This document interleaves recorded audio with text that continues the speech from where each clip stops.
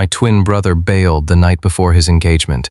Driven by money, my father made me take his place to marry the notorious madman of the Rockefeller family. The first time we met, he was casually pulling a blade out of someone's eye. I braced myself, certain I was about to face his inescapable wrath. Instead, he shyly hid the blade behind his back, flashed a sweet smile, and asked, "Are you my wife?" From then on, this unhinged heir, who absolutely despised being touched, completely shifted. He had to hold me to fall asleep and kiss me the moment we woke up. But just as this madman had settled into a gentle, irresistible magnetism, my twin suddenly came back. He looked at me and sneered, "You're nothing but a low-grade Omega, brother. You don't deserve him." I glanced at Apollo, who hadn't lost control in a long time. I smiled and simply let go of his hand. "My dear brother," I said, "do you honestly think a dog without a leash is no longer a mad dog?" Main text. On the day Caspa first stepped into the Rockefeller estate, the warm afternoon sun filtered through the stained glass windows, leaving a gentle, dappled glow on the heavy carpets. Basking in this drowsy, melting warmth, Apollo was smiling quietly, slowly extracting a small silver blade from the man beneath him. When those eyes, once burning with a dark, ruthless flame, locked onto Caspa, the terrifying heat that seemed ready to ignite the very air suddenly froze. The crimson in Apollo's eyes faded, melting into a warm, gentle gold. Like a boy caught making a mistake, he hurriedly hid the blade behind his back. He flashed Caspa a brilliant smile, radiant enough to melt snow, and asked, "Are you my wife?" He dropped the knife and bounded happily toward Caspa, only to be yanked to a halt 3 steps away by the heavy iron chain around his ankle. The sharp clatter of metal shattered the room's silence, making Caspa's slender back stiffen. Douglas, the older brother who arrived shortly after, simply sighed and had his men carry the injured man away. Wearing the exact same face as his runaway twin brother Cheney, Caspa stood under that inescapably tender gaze. In that moment, he truly understood what this arranged marriage, thrust upon him due to their family's bankruptcy, really meant.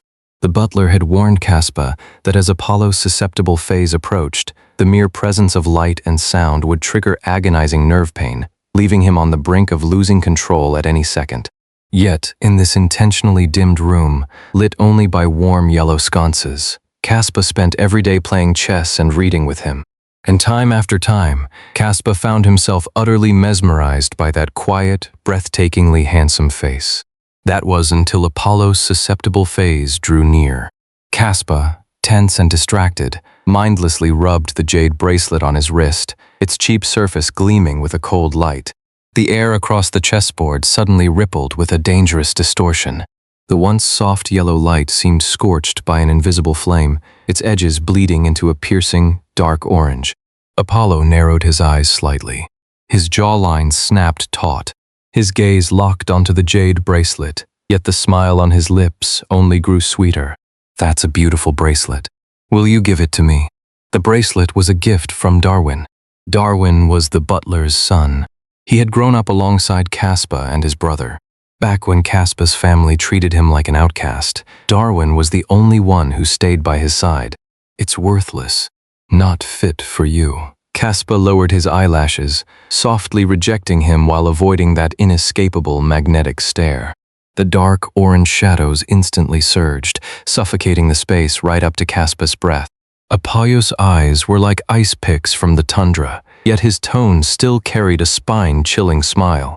Could it be a gift from someone important? No. Caspa stood up abruptly. With a slightly trembling voice, he broke the thick, searing tension filling the room. "It's time for dinner." The fencing lesson after dinner felt more like a hunt cloaked in absolute tenderness. Apollo wrapped Caspa completely in his arms from behind, the rumble of his chest transferring through the thin fabric of his clothes. The surrounding air felt thick with a pure, warm golden glow, bringing a drowsy, inescapable sense of comfort that left nowhere to hide. "Relax. Don't be nervous. Shift your weight back. That's it." Along with the scorching breath brushing against the shell of his ear, Apollo's large hand locked firmly over the back of Caspa's hand, suddenly pulling him backward.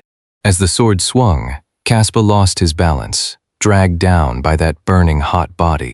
The moment they hit the floor, a large, knuckle-defined hand precisely pinned Caspa's wrist, the one wearing the jade bracelet, and slammed it hard against the rough iron chain on the ground. Crack! With a crisp shatter, the jade bracelet broke into a dozen pieces. Apollo simply lounged on the carpet. The fragmented warm light traced the striking curve of his brow bone. He stared at the shattered jade, not a single trace of apology in his voice. What a shame! The bracelet broke. Caspa stared at the debris scattered across the floor, his long eyelashes lowering. The moment Darwin risked everything to help his Omega brother escape, this fleeting fantasy should have been cut short. Just as Caspa reached out a fingertip to pick up the shards, a burning, heavy hand pinned his down. The warm halo around them instantly cooled, plunging into an overwhelmingly dark, heavy domination. The curve of Apollo's smile vanished. His voice was as cold as ice. It's a broken piece of trash. Do you still want it? Broken things must eventually be thrown in the trash. Caspa's voice was as faint as a wisp of morning mist, ready to scatter in the wind. That faint mist seemed to miraculously soothe the violently shifting void. The dark storm in Apollo's eyes paused for a second, before blooming into a deeply satisfied smile. Instead of letting go, he gave a firm tug, pulling Caspa right back into his arms. You have to understand, Apollo, the man they called a madman absolutely loathed being touched. This was likely the very first time he had ever initiated an embrace. A scorching palm slipped beneath the hem of his shirt, tracing the tense line of Caspa's spine with a haunting, irresistible magnetism. The warm, golden glow in the air flared back to life, wrapping around them so tightly, with such staggering heat that Caspa couldn't stop a full-body shiver. You don't need to keep me company for the next few days. Apollo's low, husky voice brushed against his ear. Utter disbelief filled the reddened corners of Caspa's eyes. Lately, even when he just went to the bathroom, the mad young master's gaze had shadowed him like an inescapable phantom. Is this a vacation? Caspa asked, his breath hitching slightly. A bizarre, dead silence swallowed the room. Apollo let out a short, low chuckle, yet his eyes were entirely devoid of mirth. The 5 fingers resting on the small of Caspa's back suddenly tightened, drawing them so close they were sharing the same breath. To you, staying by my side is just a job? He stared deeply into Caspa's eyes. The golden currents swirling deep within his pupils carried an all-consuming, undeniable obsession. Cheney, do you honestly think you're my babysitter? Don't forget. You're here to marry me. Caspa stared blankly into those eyes, drowning in their dark gold tides. He was just a temporary stand-in for his runaway brother, Cheney. The second the real fiancé gave in, he would have to pack up and get out of the Rockefeller estate. As if sensing Caspa's drifting thoughts, the once gentle golden glow in the room violently compressed into an aura of pure, inescapable red domination. Even the surrounding air turned thick and blistering hot. The smile completely vanished from Apollo's lips. He let go, stood up straight, and a chilling, breathtaking frost gathered in his eyes. Get out. Caspa was kicked out of the room. Out in the hallway, the old butler slipped him a dense, thoroughly detailed list of precautions for Apollo's susceptible phase. That tiny, quiet act of kindness made Caspa's eyes water in the dead of the night. True to his word, Apollo didn't summon Caspa back to his room for the next few days. The strange thing was, Caspa just couldn't stop thinking about him. Everyone claimed Apollo was a lunatic. But aside from their very first encounter, Caspa had never actually seen him lose his mind. Not only was he not crazy, he was actually quite gentle. Shortly after Caspa reported the situation at the Rockefeller estate to his father, he was told that Cheney was suddenly willing to return and marry Apollo. Until the wedding, Caspa had to flawlessly play the role of his twin. Lying on his bed, lost in thought, Caspa wondered what Apollo was doing right now. Suddenly, a knock came at the door. The butler stood outside holding an entire chest of bracelets encrusted with top-tier jewels, claiming they were the young master's apology for the broken jade. This was far too extravagant. Caspa casually clasped one around his wrist, picked up the heavy wooden chest, and pushed open the door to Apollo's room, intending to return the rest. Inside, there was no light at all.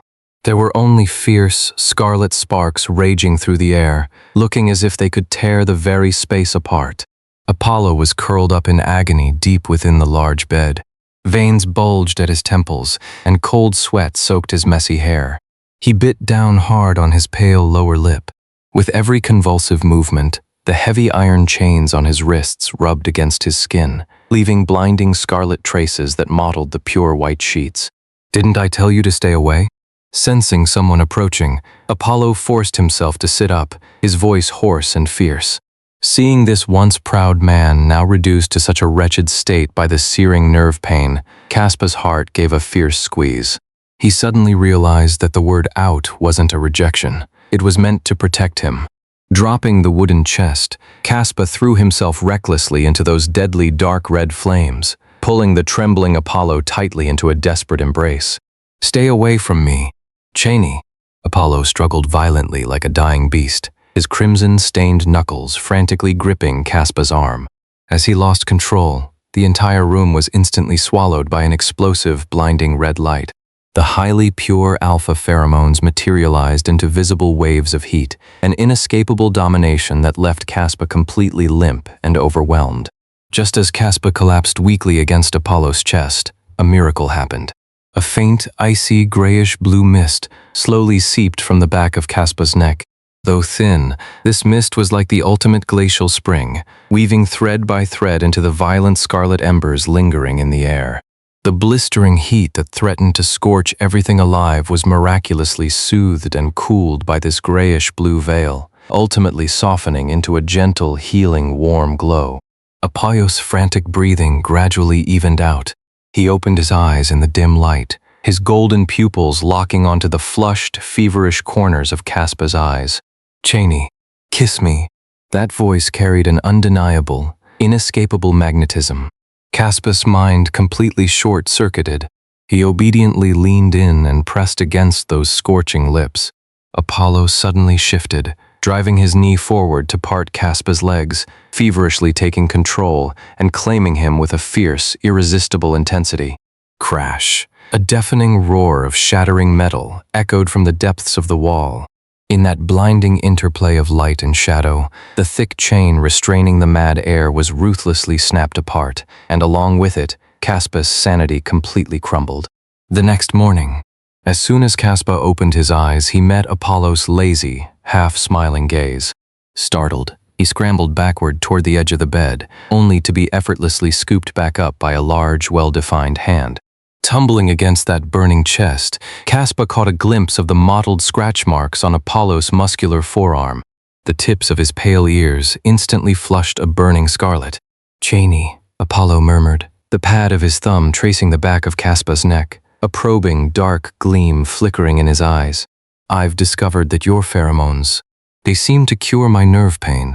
Caspa froze, a layer of cold sweat breaking out on his back. His premium Omega Brothers pheromones were a dazzling, brilliant hue, whereas his own was just this dull, bitter, and faint frost. But Apollo narrowed his eyes slightly, his gaze piercing. "Why is it that every time I call your name, it takes you so long to react?" Caspa frantically lowered his long eyelashes, biting down hard on his lower lip. He couldn't be exposed. He could absolutely never let Apollo know that the person he had held last night was nothing more than a low-grade substitute. However, the news of their extreme pheromone compatibility instantly swept through the estate. In the study, the eldest young master, Douglas, laughed with deep relief. He reached out and clapped Caspa heavily on the shoulder. "A premium Omega is exactly what we needed. You two will have your wedding next month." Bang! The heavy oak doors were violently pushed open. The temperature in the room plummeted, condensing into visible, razor-sharp blades of ice. Apollo strode in, his gaze like a poisoned blade, pinning dead onto the hand Douglas had used to touch Caspa's shoulder. His tone was freezing. "Brother, you touched my wife." The moment the words left his lips, a flash of silver cut through the air. Douglas let out a muffled groan of pain and violently yanked his hand back. A bright scarlet trail dripped down the back of his hand. Meanwhile, Apollo casually toyed with a crimson-stained dagger, an undeniable, murderous red intent surging in his eyes. "Are you a dog? Getting this territorial over your food?" Douglas roared, clutching his wound. Witnessing this insane, insubordinate act, Caspa instinctively furrowed his brows and blurted out, "Be polite to your brother." The suspended ice blades in the air instantly froze in place. Under Douglas' ghost-seeing stare, the brutal, murderous aura surrounding Apollo receded like the tide, vanishing without a trace. The scarlet in his eyes instantly melted into a docile amber. He even obediently lowered his head and drawled out a slow, sorry, brother. Walking down the hallway after leaving the study, Caspa stared at the unhealed chain marks on Apollo's wrists. Flashes of last night's madness replayed uncontrollably in his mind, right up until his forehead crashed heavily into a solid, muscular back. Apollo had stopped walking without him noticing. He turned around and backed Caspa against the wall. His tall frame blocked out all the light, and a scorching fire danced in his eyes. "Was I good just now?" Caspa nodded numbly. "Then why aren't you praising me?" Apollo leaned in, bringing that strikingly handsome face impossibly close. The heat of his breath washed completely over the corners of Caspa's lips. Blushing deeply, Caspa swallowed hard and, as if accepting his fate, stood up on his tiptoes. Just a split second before their lips met, Apollo suddenly tilted his head and expertly captured Caspa's lips. Before Caspa could even think to push away, a searing, heavy hand clamped firmly onto the back of his head, deepening the kiss with an inescapable, magnetic intensity. The surrounding light and shadow melted once more into an overwhelming warm gold. Apollo dominantly claimed every last trace of oxygen in Caspa's lungs, pulling him in with an absolute, irresistible magnetism until instinctive tears welled up at the corners of Caspa's eyes and his legs gave out, collapsing softly into that embrace. Apollo chuckled softly. The pad of his thumb ambiguously wiped away the moisture at the corner of Caspa's mouth. Pressing his scorching lips against that sensitive ear, he murmured, "Last night, you weren't this shy." Over the next few days, that warm golden glow, a symbol of Apollo's absolute domination and possessiveness, wrapped Caspa in an inescapable embrace almost 24 hours a day. In the faint morning light, Apollo would bury his face deep in the crook of Caspa's neck, his straight nose rubbing against that cool skin with greedy devotion. If anyone else dared to cast even a passing glance at Caspa, the surrounding lazy, healing warmth would instantly warp into a heavy, oppressive dark red. A terrifying, inescapable intensity would creep into the corners of Apollo's eyes. At night, Caspa tugged at Apollo's soft, messy hair, making him lift his head from his chest. "You're so clingy every single day." Caspa's face reflected in Apollo's amber pupils. A sly smile curved his lips, and his sharp canines left a light, teasing red mark on Caspa's collarbone. "I like you. Do you like me, or just my face?"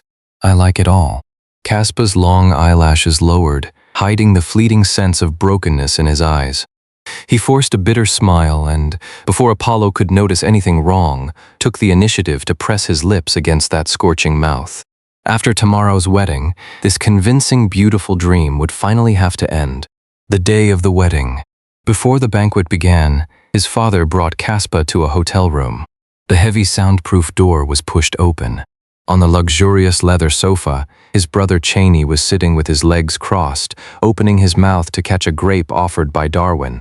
The air was thick with the blinding halo of a premium Omega, dazzling, yet so sickeningly sweet it felt almost fake. His father swept a glance over Caspa, as if looking at a lifeless object. "Hurry up and take off those clothes for your brother.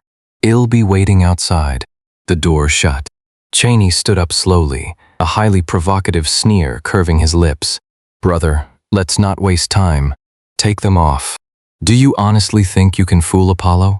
Caspa clenched his jawline drawn terrifyingly tight. He knew his faint, grayish-blue frost was utterly powerless against this blinding radiance. Cheney burst out laughing, as if he'd just heard the funniest joke in the world.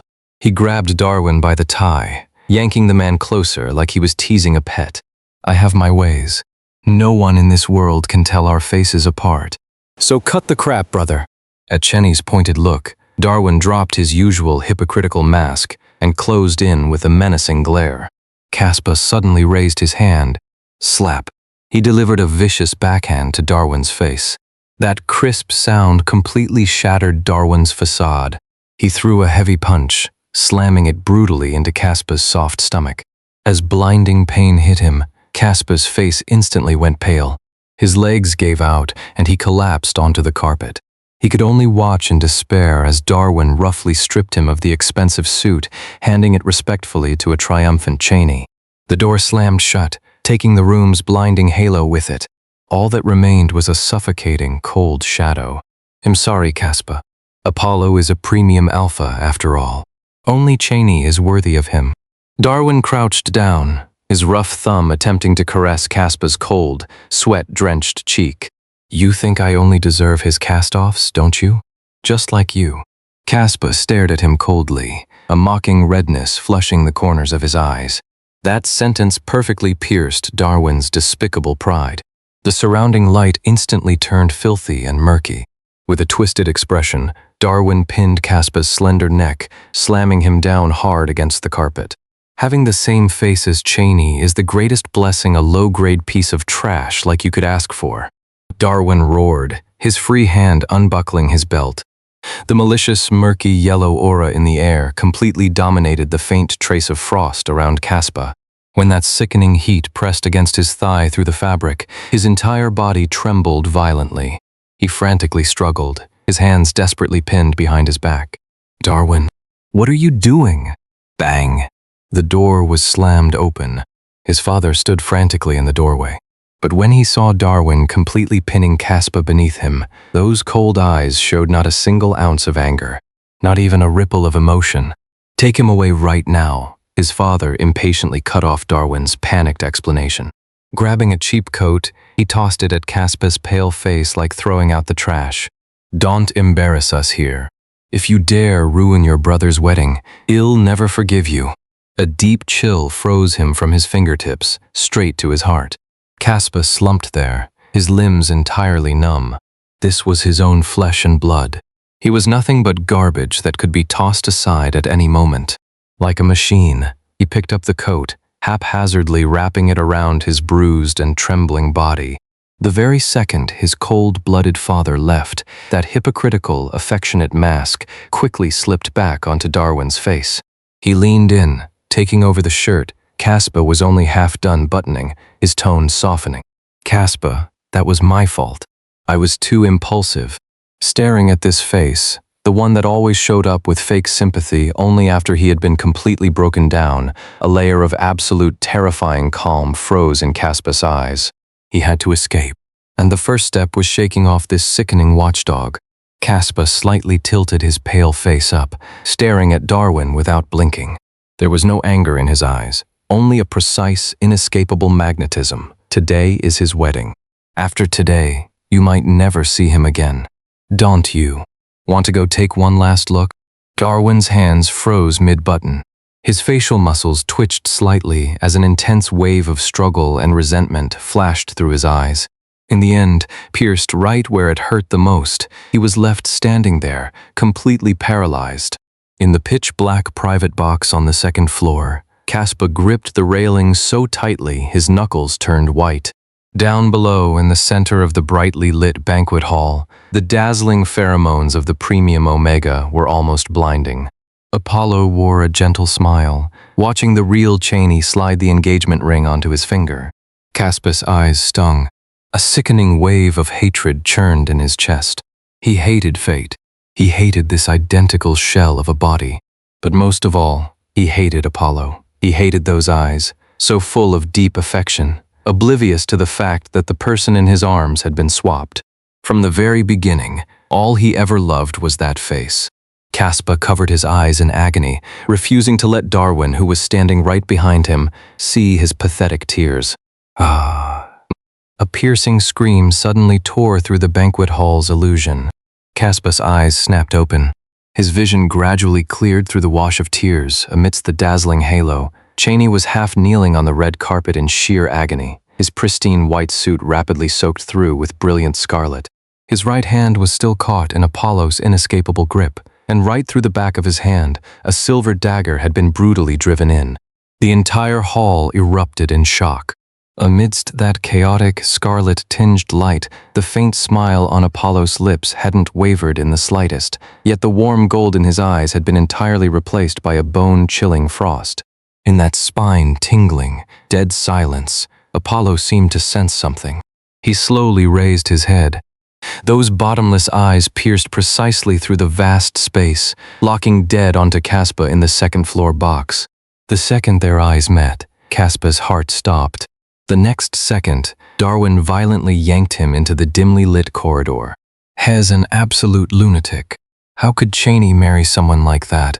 Caspa, you have to go back and take his place. No matter how Caspa struggled, Darwin's hands locked onto him with inescapable domination. The madman Cheney can't marry is the one I'm supposed to? The image of Apollo emotionlessly piercing that hand flashed through his mind, and Caspa actually felt a bizarre sliver of relief. He absolutely could not go back. Reaching the spiral staircase, Caspa stared hard at Darwin's back, suddenly opening his mouth and sinking his teeth viciously into Darwin's arm. Taking advantage of the split second Darwin let go in pain, Caspa raised his leg, kicked him straight down the stairs, and turned to sprint into the adjacent fire escape. The scorching midsummer sun baked the streets like toxic fire. Caspa ran aimlessly, sweat stinging his eyes.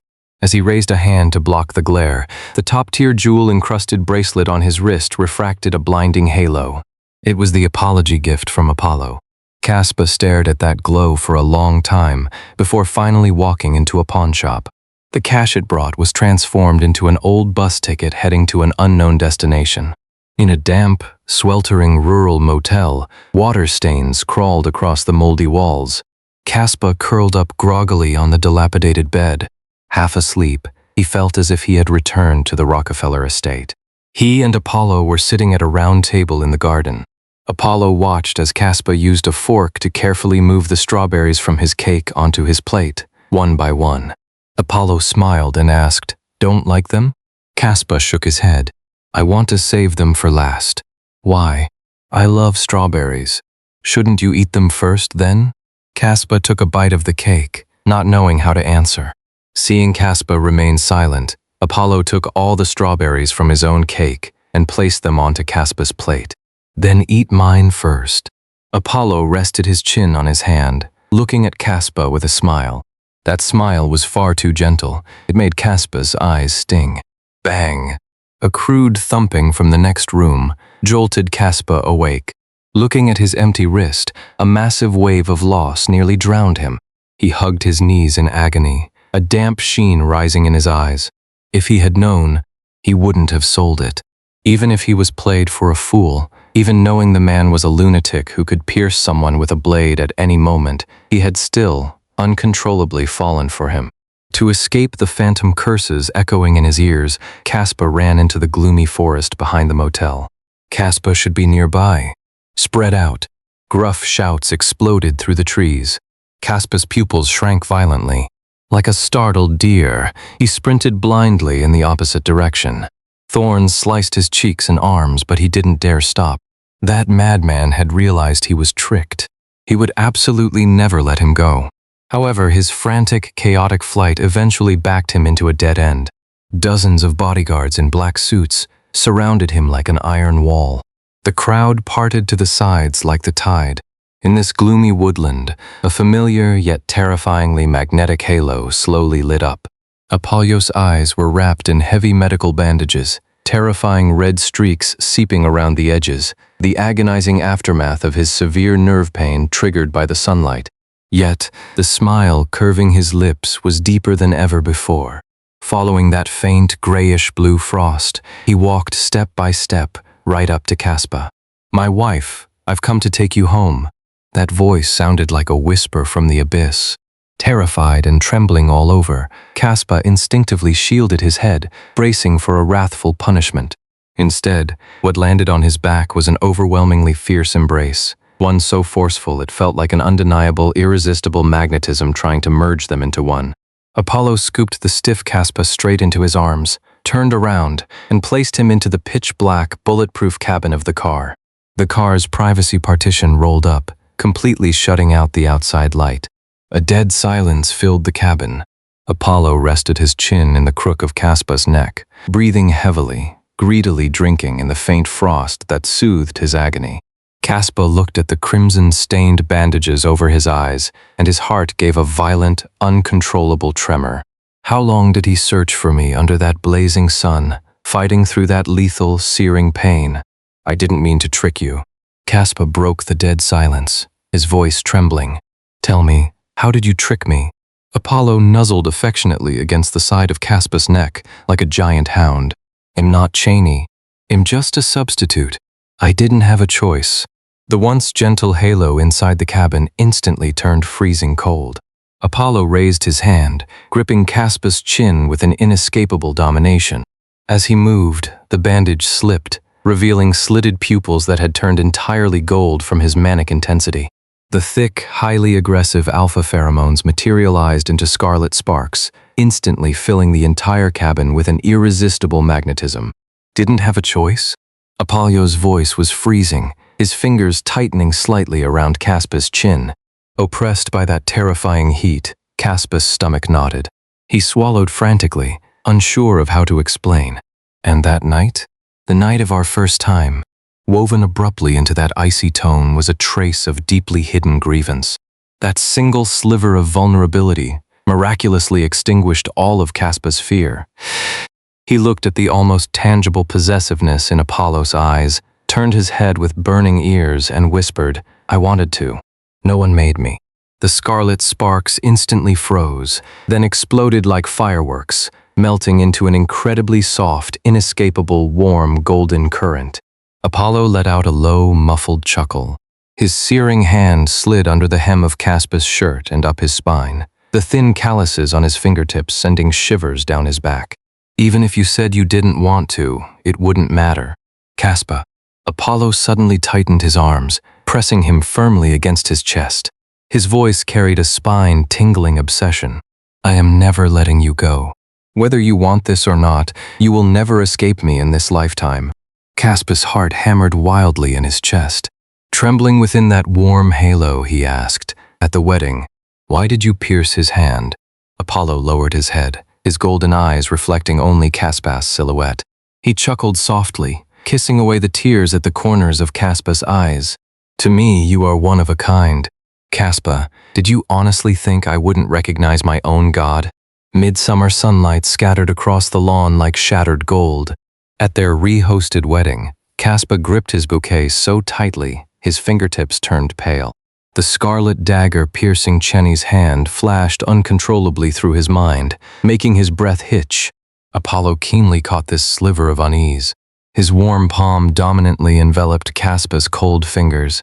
The terrifying, ruthless crimson that once filled his eyes had completely faded, turning into a pool of deeply affectionate molten gold. Don't be afraid. Your pheromones are entirely different from his. No matter how faint, in a sea of people, I could only ever be drawn to you. A light-hearted commotion rippled through the crowd. A massive Bernese mountain dog, carrying a flower basket with the rings in its mouth, wagged its tail and stopped right in front of Caspa. Those big, round eyes looked up at him with excited eagerness. A dark memory was instantly illuminated by the sun. Back when Caspa couldn't even get enough to eat at his family's estate, he was brought to the Rockefeller manor for the first time. Starving, he had hidden in the pet room to sneak some dog food. Back then, it was this very same big dog who obediently brought him an entire basket of exquisite banquet food, standing guard with its back to him like a loyal knight. What? Don't recognize him. Apollo leaned down, his nose affectionately brushing past Caspa's reddened ear, his tone laced with sly amusement. You even ate his food. Caspa's eyes snapped up, falling in sheer disbelief into those golden, smiling eyes. You were outside the door back then? Apollo didn't answer. He simply chuckled softly as he slid the dazzling diamond ring onto Caspa's ring finger. Amidst the cheerful barking of Jason the dog, Apollo caught the hand. Caspa reached out to pet him.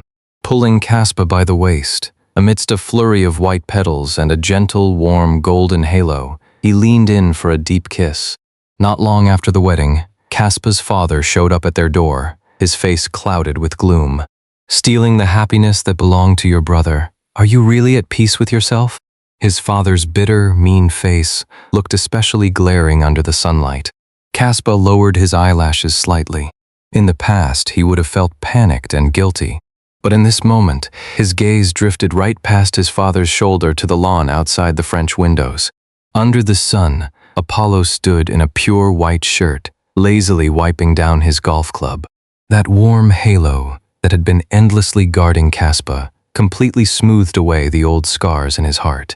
Caspar's eyes turned unprecedentedly firm and cold. I really should thank Cheney for running away. Otherwise, I would have never realized. It's not that I'm unworthy of love. It's just that I was never loved by you. His father's face flushed a deep red as he roared in agitation. You ruined your brother's hands. You destroyed his face. And you still have the nerve. Bang, crash. A golf ball zipped past his father's ear with the pinpoint accuracy of a bullet, carrying thunderous force as it smashed the painted vase on the antique cabinet to pieces. Sharp porcelain shards flew everywhere. Outside the window, Apollo rested one hand against his forehead.